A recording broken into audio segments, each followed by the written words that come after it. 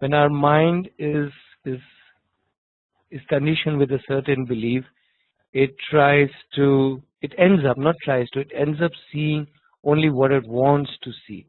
Right? For example, in Mita's case, when you are already conditioned that my child is fussy eater, then if in the day, if he eats fussily, let's say, 5 times, you end up noticing that. But if he eats coolly 5 times, or maybe even 10 times, you won't notice all the 10. Right? And that's what it's trying to show, that the belief tends to feed itself, as in justify itself, and that's where it becomes stronger and stronger. Although there could be evidence other way around, right? Let's take an example of how we form these beliefs, because that's very interesting, right?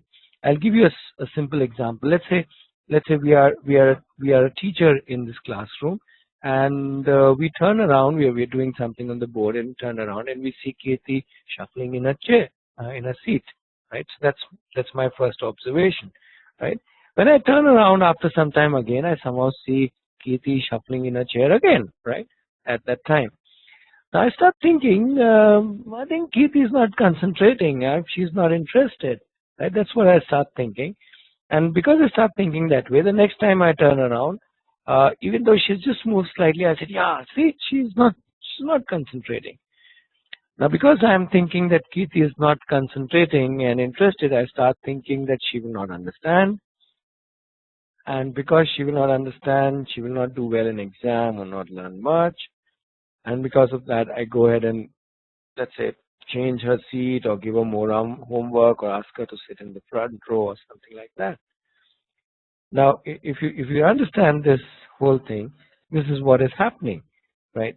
We only start seeing the data that we want to see, and once we start seeing the data that we want to see, we start making assumptions. Based on assumptions, we draw conclusions, and then we make a belief about the child. And the worst part is that this becomes a loop. The next time, right, we only see more and more data of what we want to see or what we start believing in. Now, if we have started believing that Kirti is not interested or that she will not do well, I start seeing everywhere Kirti is not doing well, right? Let me give you one more quick example, right? This time I'll run it a little faster. Sorry. So we have Raju coming running and saying good morning. Raju comes running for the class. Raju is a keen learner. Raju is fun working with Raju. So I start thinking that enthusiastic children do well in studies, and I end up being partial to Raju. I give him a lot of chances, and he's the bright, outstanding kid in my class. Right? Same problem. And in fact, this itself is a problem, because not only it's going to limit me in my working as a teacher or as a parent, it is also going to limit Raju, because then I'm doing something with a particular belief. Yeah. So that's how we go around in loops. Let me give you one more example. Right? There was this, and maybe some of you would be able to identify it with the example. There was this little girl who was sitting and who had a maths test, and who came back and said to her mother that I didn't do so well in the maths test today. So the mother said, it's okay. So she said, oh, there is another test tomorrow. She said, okay, do you want to skip play and sit and study today maths? So she said, okay. And she sits down and starts working. And then the neighbor pops in, and the neighbor lady asks this lady that, hey, how come your daughter has not gone down to play? So she says, she had a maths test and it was a little tough, so she didn't do so well. So she's home studying, right? Now this neighbor, she casually remarks that girls find maths difficult. Right? What does she say? She says girls find maths difficult, and somehow this little girl of ours, she hears this statement and kind of it floats into her mind. Now till now everything is fine. She goes for school tomorrow. There's a test again. Next day the test happens, and she gets stuck in the second problem. And when she gets stuck, she suddenly remembers the neighbor auntie saying, "Oh, girls don't do well in maths."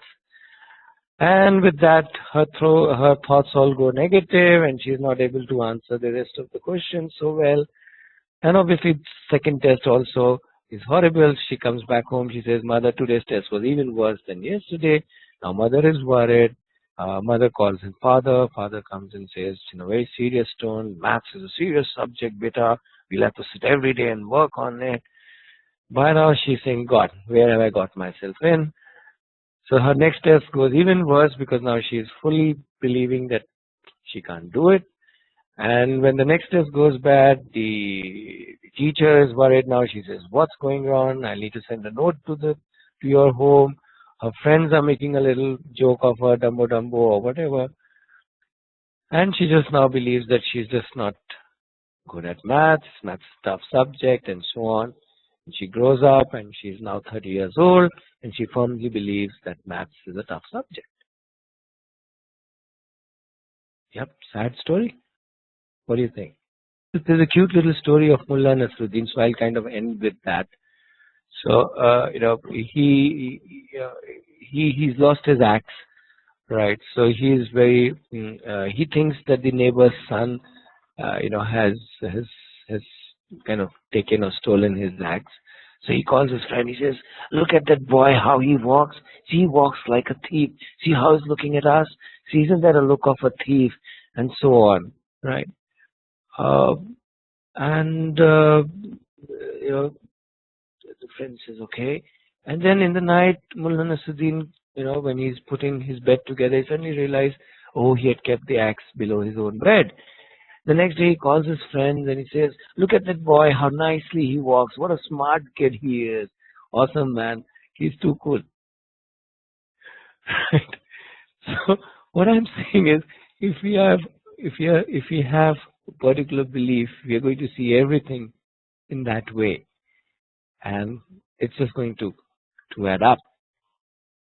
So it's important that we are consciously uh, thinking about our own thinking, about my own assumptions, and inquiring into uh, what others are thinking, not making assumptions about them, whether it's about Kirti or Raju or about any child, right? Not jumping to any conclusion because it is so easy for anybody, just like that little girl who who thought that maths is a difficult subject. It's very easy for anybody to form beliefs. It becomes all the more important that we don't get trapped and neither trap the child in them. And for that, all we need to do is to become aware. As simple as that. Yeah. Of what am I thinking and what is it doing to my thinking? Where are my beliefs, right? And not just assume that all my beliefs are absolutely fine. I know them very well, right? That's the beauty of it. So a lot of time when for us working with a child, when we work with our child or any child for that matter, the most important thing is where am I coming from? What beliefs am I operating from? Because whichever belief I am operating from will build its own fort around me and limit me in that way. And if I am able to constantly play around with my beliefs, see both sides of the beliefs, then I'm able to more effectively work with the child. So whatever are your, you go back home, not go back home as in tomorrow, day after tomorrow, and so on. Just think, hey, when I'm responding, what beliefs am I responding from? What am I doing? What are those beliefs leading to which kind of behaviors, which is doing what to the child?